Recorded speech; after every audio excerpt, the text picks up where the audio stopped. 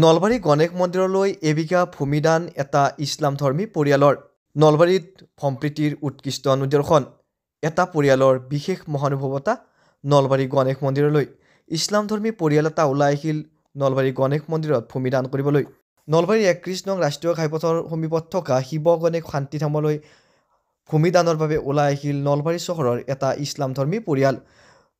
উল্লেখযোগ্য যে নলবাৰী চহৰৰ ইছলাম চুবুৰীৰ মকিউল হুছেইন, মজিদুল হুছেইন আৰু মজাম্মিল হুছেইনে আগবঢ়াইছে এবিঘা ভূমি।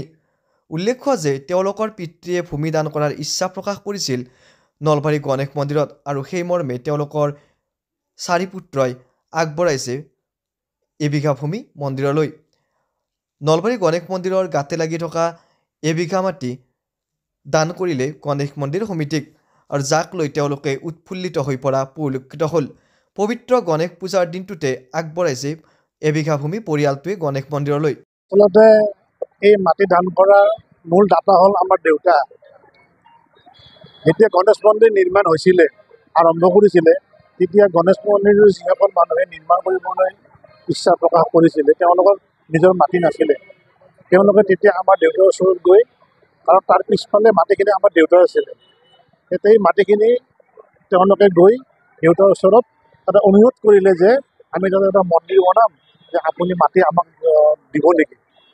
তেতিয়া দেউতা সকলোৱে পৰিচিত আছিলে, দেউতা সকলোৱে কাকা বুলি মাতিছিলে।